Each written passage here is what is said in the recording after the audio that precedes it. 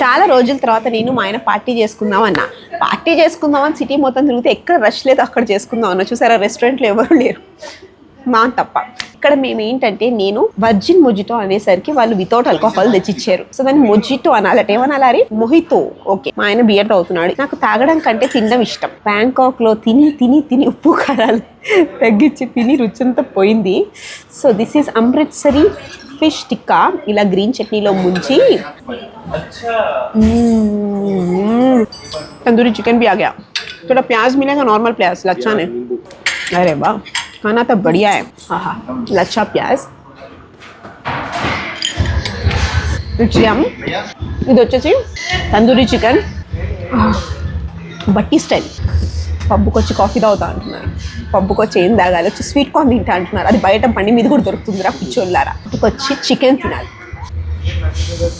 వస్తే అయితే చల్లగా ఉంది. బయట టెంపరేచర్ తగ్గట్లేదు, ఇక్కడ ఫుడ్తో టెంపరేచర్ పెరిగిపోతుంది.